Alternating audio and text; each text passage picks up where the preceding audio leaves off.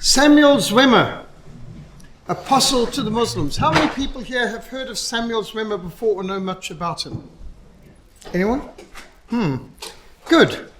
That's why I selected him. As a mission to Africa for the last 40 years, Frontline Fellowship's been seeking to put feet to our faith. Samuel Zwemer is an example of excellence.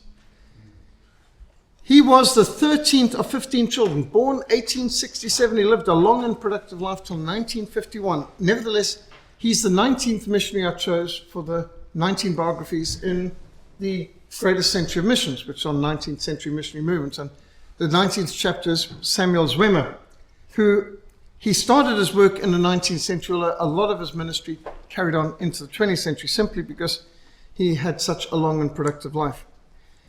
Samuel was born in Michigan, America, to Dutch immigrant parents. In fact, if you know anything about Michigan, it's a lot of Dutch people. In fact, Grand Rapids, Michigan is the home of so many great publishing houses, Reformed publishing houses. In fact, many Dutch Reformed types of churches there.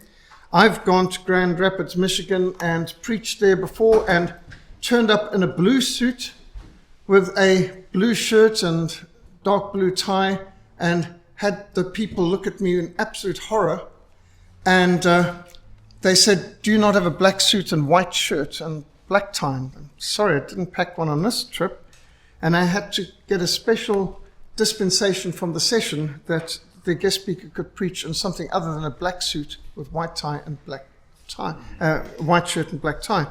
And I realized after that I better travel with a black suit and white shirt when I travel in ministry, because you do find Dutch Reformed churches in America, for example, where that is required. So he was born to that kind of family. Large family, 15 children. He is number 13. His father was a pastor of the Reformed Church. And 4 of Samuel's 5 surviving brothers became missionaries. 4 of the 5. And one of his sisters was a missionary in China for 40 years. This is a very serious missionary family. From his earliest years, Samuel preferred books to sports, which in America must have been an exception. Throughout his distinguished missionary career, he was to attach great importance to the distribution of scriptures. One of his earliest ministries was as a colporteur for the American Bible Society. In other words, an itinerant salesman selling Bibles for the American Bible Society. At age 20, Samuel entered a theological seminary in New Jersey, where he simultaneously began to study medicine. Apparently, it's not enough to just be full-time studying theology. Did a David Livingstone here and decided to study theology and medicine. He also played a full part in the local church's activities and worked in the neighborhood amongst the poor and amongst the disadvantaged. So he is involved in home missions. He attended the student missions conferences and he organized one of these conferences. Samuel was disciplined in his devotional life. He regularly set aside the hour from 12 o'clock to 1 p.m. as a special time for prayer and for devotion. During his studies, the determination grew that he was called to take the gospel to the followers of Muhammad. He chose to oppose the only faith that has ever caused Christianity to beat a retreat. Do you know, at one time, the heartland of Christianity was North Africa and the Middle East. I mean, bear in mind, all the great early church fathers that you care to name were North Africans. Origen, Irenaeus, Cyprian, Tertullian, Augustine. These were North African pastors. North Africa was the heartland of the church. The Middle East was very strongly Christian. Europe was almost a backwater of the church at one stage. And when Islam arose and spread through jihad, it wiped out 50% of all the Christians in the world. The catastrophic impact. And you think today the Middle East is the least evangelized part of the world, and yet that's where the gospel began. So as a good soldier of Christ Jesus, Samuel Zwemer decided he's going to tackle the enemy and he's going to go to the land of the Muslims. And he resolved to engage the enemy on the soil of Arabia, the birthplace of Muhammad. Talk about choosing a tough mission field, just like Caleb, give me that mountain. And Mecca was nothing like as big as it is now, but it was still a very busy focal point. Now, Samuel's plans were rejected as ill-timed by the Reformed Missions Board. That's not unusual. You get so many missions boards where it looks like they've got a gift of criticism and ministry of discouragement, and this isn't the right time, and you're not the right person, this isn't the right way, and it's too dangerous, it's too difficult, it's too expensive, and they can throw out a whole lot of reasons why it should not be done. Well, Samuel then formed the American Arabian Mission, and he was joined by James Cantine. Now, James and Samuel adopted a unique form of fundraising. Cantine went on fundraising tours to raise funds for Zwemer, and Zwemer went on fundraising tours to raise money for Cantine. Now, how's that? Because they didn't want to raise funds for themselves, so they decided to swap. That's an interesting strategy. And these are some of his missionary newsletters, Connected Arabia. These are actual newsletters put out by Samuel Zwemer. During his 4,000-mile deputation tour in the United States, Samuel encountered a lot of church lethargy and pettiness. On one occasion, he was refused permission to hang up a missions map on the wall because it was Sunday. And apparently hanging up a map on the wall was too much work. In 1890, while traveling through London to the Middle East, Samuel bought a copy of C.M. Doughty's Travels in Arabia Deserta, which remained his constant companion, until he sold it many years later in Cairo to another Westerner, destined to find fame in the Middle East, Lawrence of Arabia. Intriguing, and in fact, a later edition of Travels in Arabia Deserta had a foreword from Colonel T.E. Lawrence of Arabia. Now, these are pictures that you can find in some of these newsletters if you've got the precious newsletters of Neglected Arabia by Samuel Zwemer. This, the big camel market in the crater of Aden, where we preached our first sermon in 1891. Zwemer and Cantine applied themselves to the study of Arabic, and they settled in Basra, Iraq. Their companion Camille, a Christian from Syria, was poisoned and died shortly after their arrival at Basra. Just remind them that they're in dangerous territory and what they're doing is unpopular with some. Samuel traveled throughout the Middle East distributing copies of the scriptures, and in 1895 he met a young missionary nurse, Amy Wilkes, and they married the following year. They made their home in Bahrain, where, with the help of his wife, he continued his study of medicine, even attained some proficiency as a dentist. At the request of the London Jewish Society, he visited Sana to distribute copies of the Hebrew scriptures, and he took copies of the Bible in other languages and sold them, many of them, to Turkish officers. Again, you see a lot of these very advanced type of newsletters, making use of pictures. This is very good communications for that era and the kind of printing technology they had available. On one occasion, some Turkish officers returned wanting their money back, saying that a Greek bartender from Crete had told them that their Protestant Bible versions were not genuine but false. Well, of course, you've got the Orthodox Church has seen the Protestants as competitors, and so this Cretan bartender decided to make the Turks suspect that this wasn't a good Bible translation. So Zwemer's response was to turn to the passage in Titus 1:12. The Cretans are always liars. And this amused and pleased the Turks immensely, and they left very happy with their purchases of the scriptures. The Cretan bartender then bought a Bible for himself, so he's obviously a good salesman. Samuel wrote of the overwhelming task of such a vast area to be rescued from the grasp of such an implacable spiritual foe, with so few resources for the accomplishment of the task. Absolutely overwhelmed, and this is one of the books that he published, The Unoccupied Mission Fields of Africa and Asia. In 1898, his brother Peter, who was a missionary in Muscat, died, along with a number of other colleagues. In 1904, the Zwemers lost 2 daughters within 8 days. Can you imagine that kind of loss? Just the climate and the disease, you can imagine, malaria and so on. The smallness of the number of converts added to the burden of their grief. They were losing people about the same rate that they were winning converts. Yet even during these dark and discouraging days, Samuel looked forward with great confidence and hope towards a day when the Muslim world would inevitably be won to Christ. Every knee will bow, every tongue will confess that Jesus Christ is Lord, to the glory of God the Father. The earth shall be filled with the knowledge of the glory of the Lord as the waters cover the sea. In 1905, Samuel and Amy Zwemer returned to the United States. And he became the field secretary to the Reform Board of Foreign Missions and the traveling secretary of the Student Volunteer Movement. Student Volunteer Movement was powerful in recruiting tens of thousands of missionaries for the fields from the universities. He soon made a great impact in arousing missionary vision for the Muslim world. He developed a reputation for aggressive fundraising and effective recruitment. His writing, his traveling, his speaking placed him in the forefront of authorities on Christian work amongst Muslims. Nobody knew Islam better than Samuel Zwemer. Even today he's considered probably the greatest authority on Islam through the ages. The United Presbyterian Mission in Egypt, the Nile Mission Press, and the American University of Cairo then invited Zwemer to move his base of operations to Cairo. Cairo is a very strategic place, especially in the Muslim world. In fact, the University of Cairo is something like the University of Oxford to the English world, so the University of Cairo is to the Arabic world. From there, he began to coordinate missionary work throughout the entire Islamic world. He traveled on speaking tours across Britain, North America, South Africa, he even came to South Africa, and China and Indonesia, raising interest and awareness of the need for reaching Muslims for Christ. He was received at the famous universities of Europe, including Oxford and Cambridge.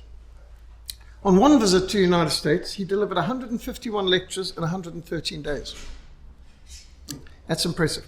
Some of his meetings were attended by thousands of Muslims. However, opposition was always strong, and conversions were very few. In his 40 years of ministry, he is only able to personally lead 12 Muslims to Christ. But he laid excellent foundations for others.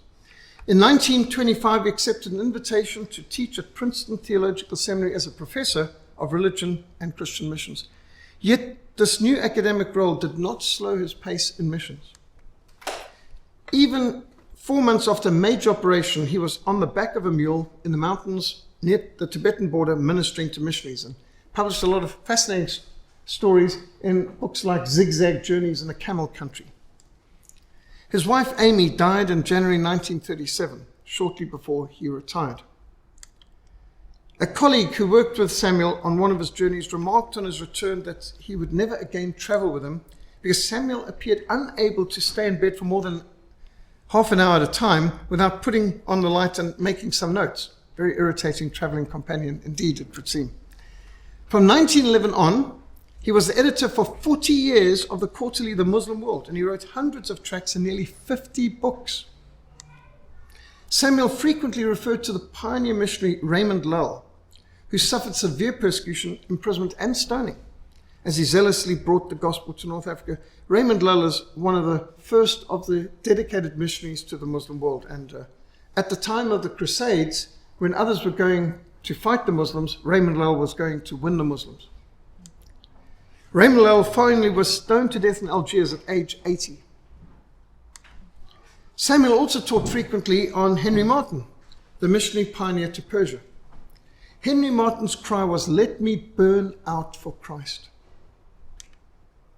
And we will be having a presentation on Henry Martyn too. I might say Henry Martyn also came to the Cape on the same ship, the ships that he was going through to India on, to take the gospel to India and then Persia, was traveling with the British flotilla that invaded the Cape in 1806. So he saw the capture of the Cape in the Battle of Bloberg and all that. Wrote about that on his way to the mission field. To the end of his life, Samuel was single-minded in his energetic concentration on storming the gates of Islam and winning Muslims to Christ. The foundations he laid have enabled other missionaries to the Muslim world to achieve greater success than he, as the pioneer, could enjoy. He did the groundwork. He came to understand the culture and put so many of these lessons together and studied the Hadith and studied the Quran and was able to understand the cultures. And even today, Bahrain publishes articles like this on this great man, this prince of missionaries, who did so much for the people of the Middle East.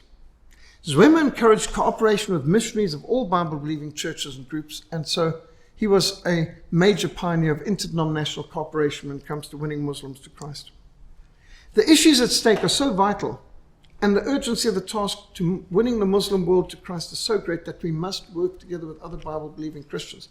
And this is one of the visions of MECO, Middle East Christian Outreach, MECO, which grew out of a lot of his vision, which seeks to cooperate with others. In fact, Meko had a brilliant vision based in Cyprus, which is a mostly Christian country or island close to the Middle East. And what Meko seeks to do is help those Christians already there, who generally are Coptic Christians, Orthodox Christians.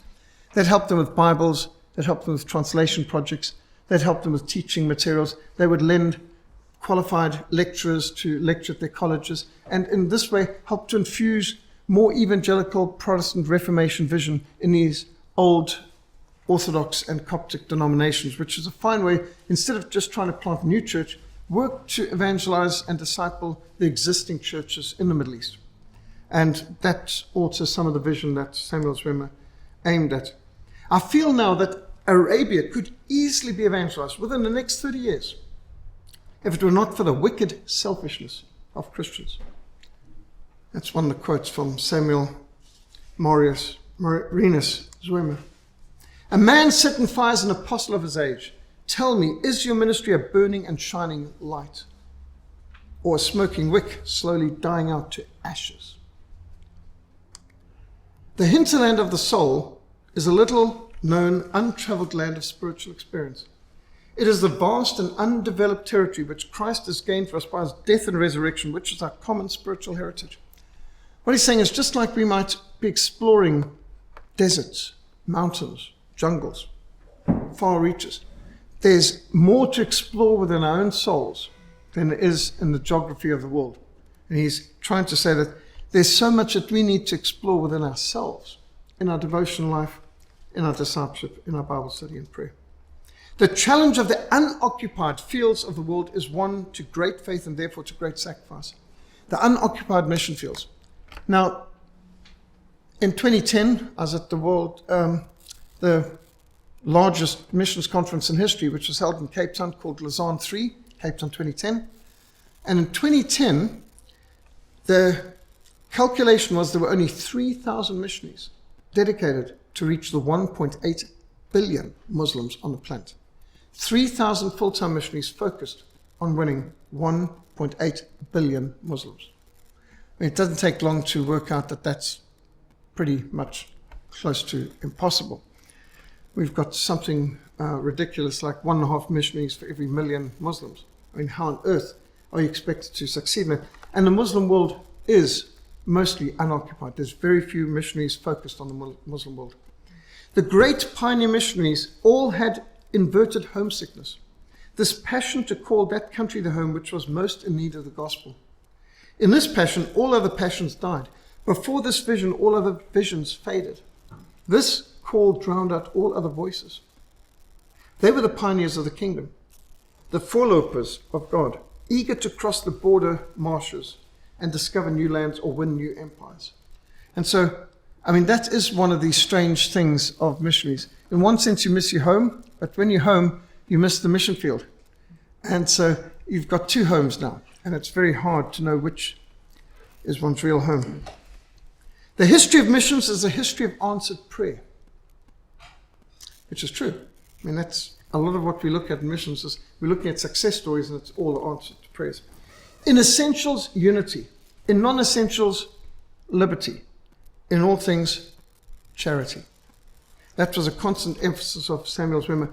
To work with other missions and to work with different denominations requires unity on the essentials, like the deity of Christ, the inerrancy of Scripture.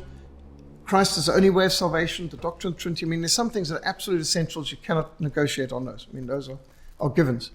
But then there's non-essentials. And by that, we're not saying they're not important, but they're not essential to our unity, and that is forms of church government, modes of baptism, and matters of church government, structure of the worship services. There can be some liberty, but in all things there needs to be charity. We need to be charitable and assume that while other people may do it different from us, I can be strict on myself, but I need to be less strict on others. I need to be more charitable with others. Acts 20 verse 24 says, "But none of these things move me, nor do I count my life dear to me, so that I may finish my race with joy and the ministry which I received from the Lord Jesus to testify to the gospel of the grace of God." Now, chapter 19 of the Grace Centre Missions just deals with Samuel Zwemer. Looking at principles on missions to Muslims that come out from Samuel Zwemer. This is from our good friend and board member Patrick Johnson, the greatest missiologist in the world today. He's put together a phenomenal amount of charts to help us to understand the world. Here in yellow, you can see the growth of the church. See, from the 1st century to the 21st century where we are now. And you can see the massive, massive exponential growth of the church in the first few centuries. But then, with the church had started to plateau out, it was not growing very well when Muhammad came in, and then with the beginning of Islamic jihad, the church started to decline. Well, that was because Islam was forcefully converting or killing Christians. And Islam, that's the green section, grew almost in competition parallel to Christianity. But you can see Islam was growing high, but then the Black Death or the bubonic plague suddenly lost a lot of people, as it did also amongst the Christians. You can see the church had a reversal of its decline with the Crusades. The church started to grow more, but everyone suffered from the Black Death. And then you see a kind of constant growth, but then in the 19th century, from 1800, the churches grow phenomenally. But the world wars brought the church down dramatically, which was in the heartland of Christianity that most of those things happened. But there's been some growth since. Islam has been growing more, in fact, faster, if you look at this chart. And that gives you a bit of an idea of the growth of Islam and the growth of Christianity. Christianity is the largest religion on earth. Islam is the second largest religion on earth. Here we get an understanding of the growth of the Muslim population as a percentage of the world's population. So, in the year 1900, there were 1.6 billion people on the planet, of which 12.4% were Muslim. And then, 1950, there were 2.5 billion people on the planet, of which 14.5% were Muslim. By the year 2000, there were 6 billion people on the planet, of which 1.3 billion were Muslims. That's now 21%. And projected, if it continues at present trends, by 2050 they expect to be 9 billion people on the planet. In fact, that's overly optimistic. Right now people are speaking about a decline. There is a decline in world population coming as a result of many reasons, including sterilization, abortions, and famines, and all of that. Right now they're thinking we're going to be going down from now on in terms of world population. But at any rate, the point is right now, the Muslims are about 21% of the world's population, but they project they might be up to 27% of the world's population, 2.5 billion people by 2050, if present trends continue. Not that things always continue in a straight line. Islam is broken into 3 major blocks. There's the Sunnis, the Shiites, and the Sufis. Now, the Sunnis are sort of like the Protestants in a sense. They're the Quranic Muslims. What matters what the book says. The Shiites are, it's not so important what's in the Quran, because they believe 24,000 surahs were deleted by the Caliph Uthman when he came out with the new revised standard version of the Quran and destroyed the previous 7 versions. And the Shiites are more concerned about what the Ayatollah's got to say. And then you get the Sufis, who are kind of like the charismatic Muslims. They're the sword-swallowing, fire-breathing, miracle-a-day crowd, the Mahdi, Sudan, those chaps. So Sunni, Shiite, and Sufi are the 3 main branches of Islam, but the majority are Sunni. The Shiites are, for example, the ones in Iran, and so on. It breaks down to thousands of other subdivisions. When you look at the greatest mission fields on earth, the biggest needs are in the 1040 window. 1040 window is missionary shorthand for the most neglected, needy mission fields on earth. From the 10th degree latitude northern hemisphere to the 40th degree latitude northern hemisphere, stretching across North Africa, the Middle East, and South Central Asia, we have got most of the world's population, most of the world's non-Christians, and the least amount of missionaries, and most of the wars, and most of the persecution, and most of the terrorism, and so on. The highest human suffering index, the lowest human freedom index, and so on, in the 1040 window. That's roughly rule of thumb. North Africa, the Middle East, South Central Asia, of which the biggest single block are the Muslim nations marked in green. with Indonesia falling just outside the 1040 window, but belonging to it in sense as just missionary shorthand. Here, the brighter the yellow, the greater the amount of evangelicals, the darker the red, the less the percentage of evangelicals in a population. Again, you can see North Africa and the Middle East are, again, the biggest single block of places with the least amount of Christians. When you look at those needing evangelism, with the least amount of Christians, the first 20 odd are Muslim, next to are Buddhist and so on. So Islam makes up the biggest block of unevangelized people on the planet. When you look at countries with the largest Muslim population, interestingly enough, 1900, the greatest number of Muslims in any country is India, followed by China and Pakistan, Indonesia. By 1950, Indonesia had the largest number of Muslims, 58 million. By 2000, Indonesia had 168 million Muslims. Interesting that a place like India still has the third largest amount of Muslims in the world. And you can see here, by 2050, they envisage that Pakistan and India will have even more Muslims than Indonesia. Interesting, you normally think that the biggest Muslim countries are those in the Middle East that are Arabic. Well, they might be solidly Muslim, but numbers-wise, there's more Muslims in Pakistan, Indonesia, and India. Now, where Muslims distributed, here you can see percentage of population, giving an idea how, while they coalesced in North Africa and Middle East, in fact, they are having growing populations even in the Cape and in America and Australia. The distribution of Muslims by country, you can see where they're predominant. The darker the green, the higher the percentage of Muslims. The lighter, the less the amount of Muslims in those areas. Now, this is a world map showing the size of the population rather than the size of the geographic area. And the red dots represent a war.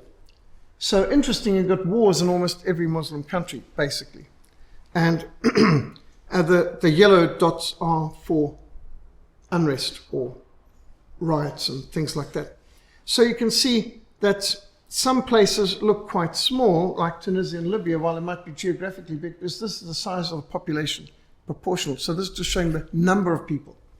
And again, you can see plainly Indonesia and Pakistan are two of the greatest Muslim countries in terms of size of population, followed by Bangladesh, India, and so on. And South Africa's got a very small amount of Muslims, but it's significant in terms of how much influence they have in the economy and so on. Now, some people say not all Muslims are jihadist sympathizers, and of course they're not. But the percentage gets significantly higher when you get to North Africa and South and Central Asia. The percentage of jihadists and jihadist sympathizers gets higher and higher the further they work in. Now here, the yellow in the circle shows how many Christians are in the country. The green, how many Muslims are, and the grey, other religions or no religion at all. So again, you can see that in the Arab world, of course, they're the majority, but in sub-Saharan Africa, they are a significant minority, and so on. You can get a bit of a feel for the division between Christian and Muslim and other religions. Effectively, Islam is our greatest competitor, our greatest opponent, our greatest persecutor, and also our greatest mission field. This is a very helpful map put together by Patrick Johnson, showing by region, the darker the green, the higher the percentage of Muslims, the brighter the yellow, then the higher the percentage of Christians, and you can get the idea, and the blue for ethnic religions or animism, African traditional religions, and so on. So plainly, Islam dominates the whole of North Africa. 17 countries in Africa have a Muslim majority. 17 countries. 7 countries in Africa have Arabic as the official language. So we need to pray for the Muslim world. This is one of the charts, posters that we've designed and which is on our Frontline Mission SA.org website that people can download, upload, share digitally, put up in the notice boards in their church. Pray for the Muslim world. In doing Muslim evangelism, I've been encouraged to use the parable of the two men who went up to the temple to pray. And you'll see a tract downstairs too that's written on two men went up to the temple to pray.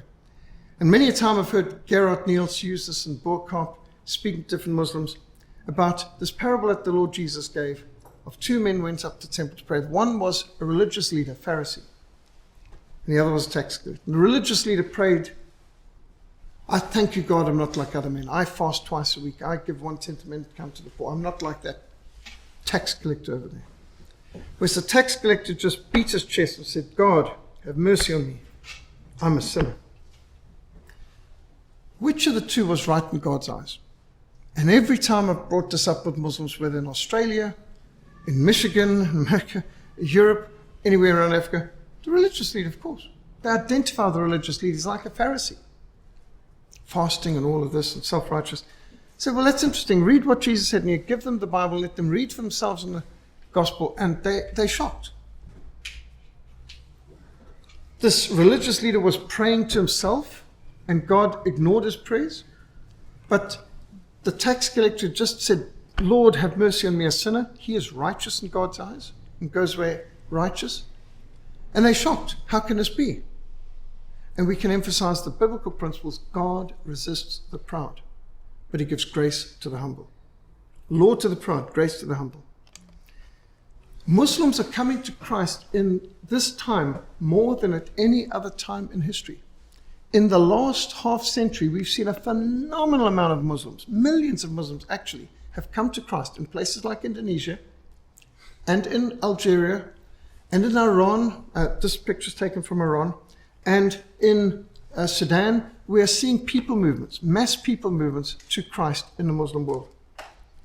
In Cape Town, we have got, next to St. Martin's Lutheran Church, a mosque. I don't know how many people have noticed. We've had Handel's Messiah being sung in there. And yet, just across the road is a mosque. Within the shade of Table Mountain, there are a lot of mosques. Why does Cape Town have so many mosques? Well, as it so happens, just as the British used Australia to ship their criminal elements and those that were a problem to them, they shipped them to Australia. The Dutch sent a lot of their revolutionaries, troublemakers, and assorted criminals to the Cape, which was just meant to be a halfway house refueling station for the Dutch East India Company. And of course, the Dutch controlled what today is Indonesia and Malaya. That was the Dutch East Indies. And so a lot of their troublemakers came to the Cape. And we just hiked past on the way up to Lion's Head this morning, the mosque that is built around the grave of the Sheikh, who was one of those first troublemakers sent here. And it's the oldest mosque in the Southern Hemisphere, just on top of Signal Hill. And it's a very popular place for weddings amongst Muslims. This Muslim community in the Cape was shipped here by the Dutch, obviously not thinking towards what this could do in the long term in terms of transporting Islam into Africa, to Southern Africa. And but nevertheless, we've got a lot of Muslim in the Cape today. And this is a massive mosque that you get in Athlone. And we've got a community called the Malay Quarter. We used to call it the Malay Quarter. These days they call it Burkamp. And it's just under the shade of Lion's Head and Signal Hill. And it's not a very big area, but there's about 11 to 13 mosques in that area. Very colourful area. In fact, some parts of it, you'd swear you're in the Middle East. I mean, some parts are very, very Arabic. And in this place, you've got some very old mosques. I mean, here's an 1830s. And you've got, throughout Burkamp, a lot of Islamic influence. In fact, it's a 99% Muslim community. And very dynamic Muslim communities here. But this is a place where we've been going now for years. In fact, I've been going there since 1981, doing door-to-door evangelism, being taught by Gerhard Nielsen, Life Challenge Africa people, Walter Geschwanten and others, how to do Muslim evangelism, visiting the homes. And I must say the Malay people in Burkamp are very hospitable, very open, willing to receive you in their homes, happy to give you tea or coffee, to discuss religion with enthusiasm. I found early on in doing Muslim evangelism in Burkamp not to get yourself sucked into politics. Because I remember Gerhard Niels coming to me afterwards and saying, Peter, it's not worth wasting your time trying to defend American foreign policy or Israeli settlement on the West Bank. He said, even if they were ever to agree with you, which they would never, it wouldn't get them any closer to Christ or to salvation, would it? I agreed. He said, America's got their diplomatic service, let their ambassadors defend their policies. Israel's got their diplomatic service, let their own propaganda ministries, let them do that. We here as ambassadors for Christ, don't waste your time arguing politics. And indeed, why should we? In fact, over the years I've come to realize that there's points that I can even agree with them on. And so there's no need for us to waste the time in fighting politics. Because what do we want to discuss? We want to discuss really, really important issues. Who is God? How can we know him? What is the Word of God? Who is Jesus Christ? What are we? How can a holy God allow sinful people into his holy heaven? And so these are the sort of things that are worth discussing. And it's good to be invited in the communities, and they invite us. And there are times that we've been there for their breaking of the fast, during their fast of Ramadan, and joining in. And with these Muslim communities, and I must say, Burkop's been quite a fun place to go as well, because they didn't take the mask seriously and they didn't take lockdown seriously. Last year when we had a Great Commission course, and we suddenly moved to level 4 on about day 3 of our Great Commission course, and virtually all of our services and all of our invitations and day trips were suddenly cancelled. But we could continue to work in Burkop because the Burkop people didn't take government restrictions too seriously.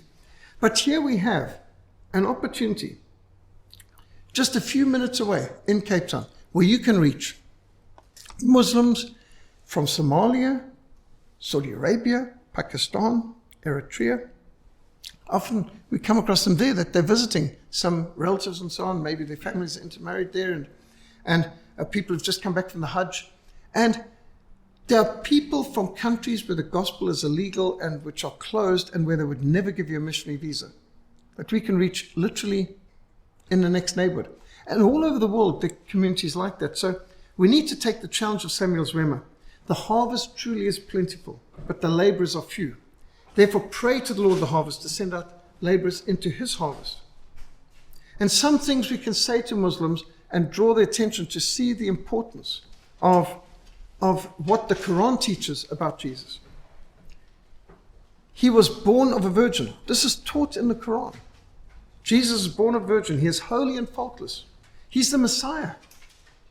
They deny he's the Christ, but they accept that he's the Messiah. Now you can point out that, well, Messiah is Hebrew and Christ is Greek translation of Hebrew, but I've heard again, here's the Messiah, he's not the Christ. Well, what does the Bible say about the Messiah? Surah 4:171 says that Jesus, or Nabi Isa, the prophet Jesus, is the Word of God. I mean, who else can you say this of? He's a spirit from God. He created life. He healed the sick. He raised the dead. He came with clear signs. He is a sign to all mankind. Now, I've heard Ahmadiyyat say, Jesus was a prophet to the Jews, but Muhammad is a prophet to all people. That's not what the Quran says. The Quran in Surah 19 and Surah 21 makes it clear Jesus is a sign to all mankind. And he is illustrious in this world and in the hereafter. Muslims do not believe Jesus died. They do not believe that Jesus died, therefore they don't believe in his resurrection, but they do believe in his ascension. They believe that Jesus has ascended into heaven and he is coming again to judge the living and the dead. So of which other prophet was this said? So they believe that Jesus Christ has never died, he is in heaven now, and he's coming again to judge the living and the dead. He is raised to heaven where he still is, and he'll come again for judgment. Can you imagine? They actually believe that Jesus Christ is coming again to judge the world. Now, their picture of judgment is very different from what we see in the Bible. They talk about Jesus will come to kill all the pigs and to break all the crosses and things like this and wipe out all the Jews. But their view of judgment is very different from what ours is. The point is they believe he's coming back in judgment. Nobody is suggesting that Islam is believing Muhammad is coming again. There's no suggestion that Muhammad's coming again. But Jesus is coming again, and this is taught in Islam. So we really do need to understand just what Islam teaches about Jesus. This can be a stepping stone. Now, this and a whole lot more on how to reach Muslims for Christ is in the Great Commission Handbook. We focus on different areas in the Muslim world, like the Nuba Mountains, where we've taken hundreds of thousands of Bibles and supplied textbooks to hundreds of schools in the Nuba Mountains. If you go onto frontlinemissionsa.org, you can see many of the different Muslim evangelism reports and resources, audios, videos that you can use. I've written the book, Slavery, Terrorism, Islam, The Historical Roots and Contemporary Threat, which includes guidelines on Muslim evangelism and even about evangelism amongst the Muslims in universities like in Michigan.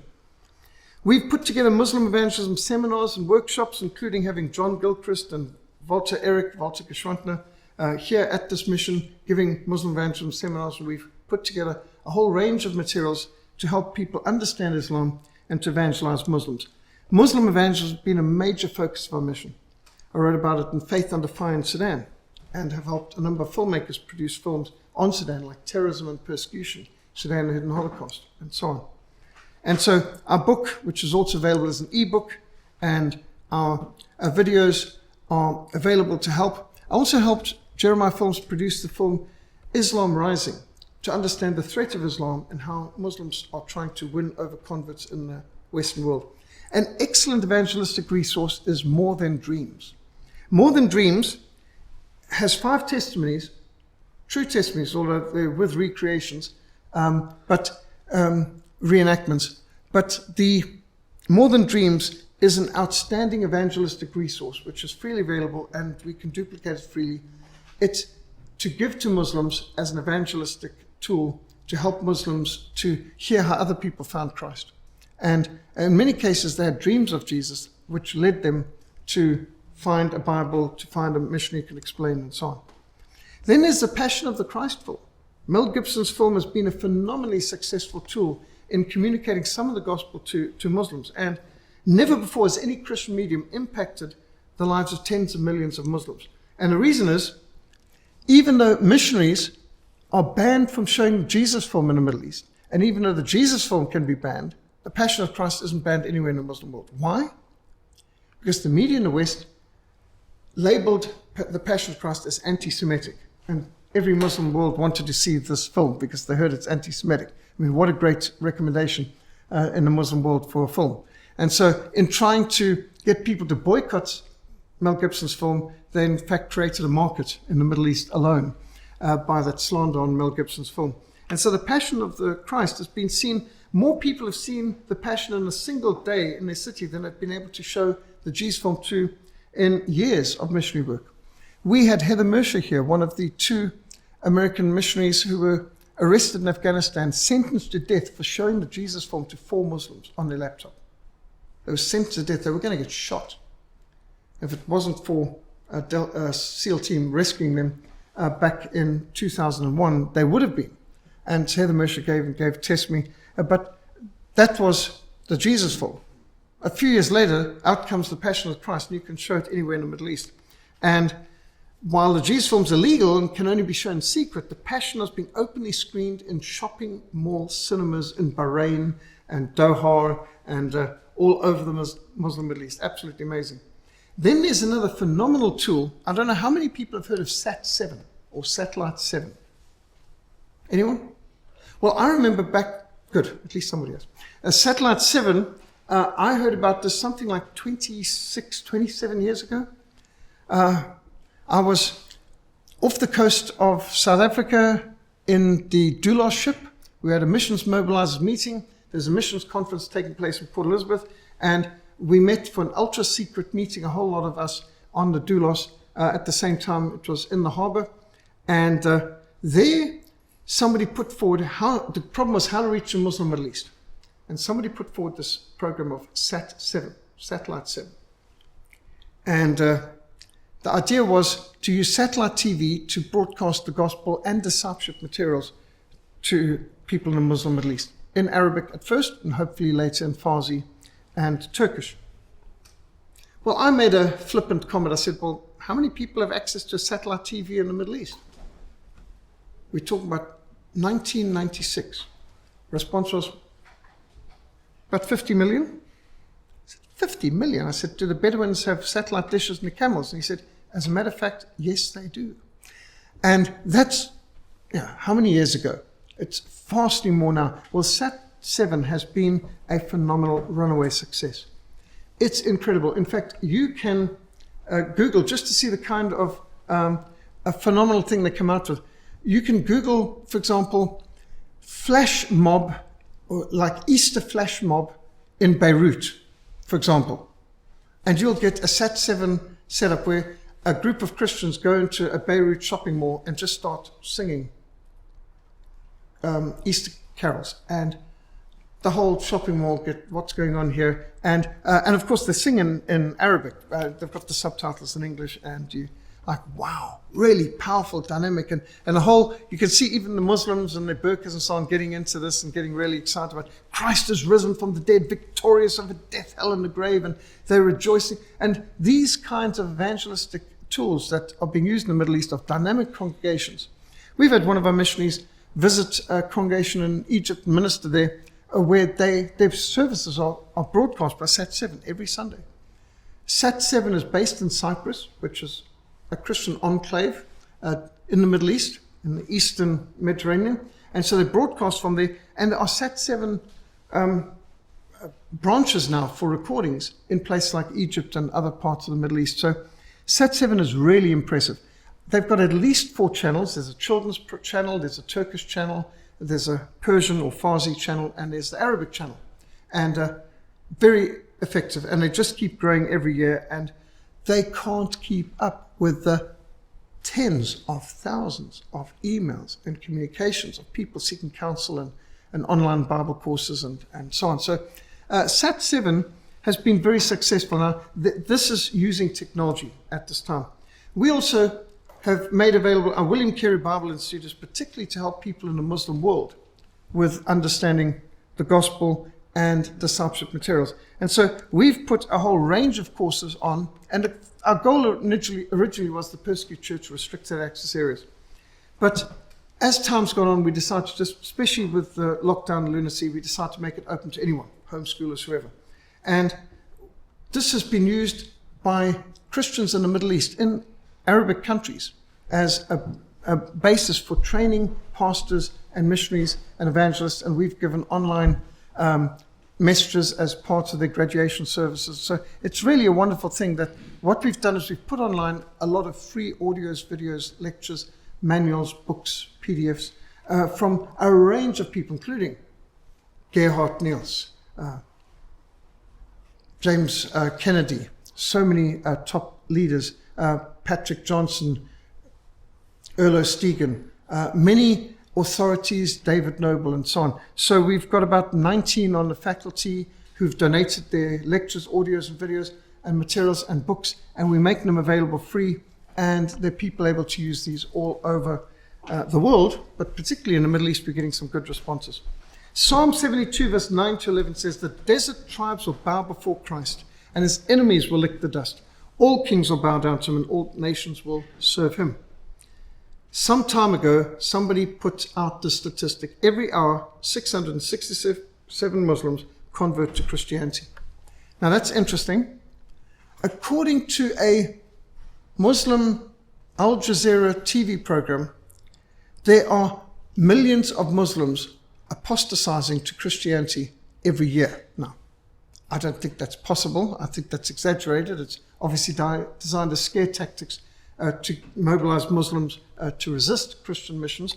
But obviously something's happening so much that even Muslim authorities are saying we're losing we're losing millions to Christianity. I think some of the people are losing are to secularization, and they're just putting it to Christianity. I wish we were winning that many. But nevertheless, there's still hundreds of Muslims coming to Christ, not just every day, but it's calculated every hour. That's incredible, but we need a lot more. We need to reach the persecuted church. We need to help the persecuted church. We need to be evangelizing into Muslim areas. Our vision is Africa for Christ, but we need to keep reminding ourselves 40% of the people of Africa are Muslim. And so for Africa to come to Christ, we have to have a major emphasis on reaching Muslims too.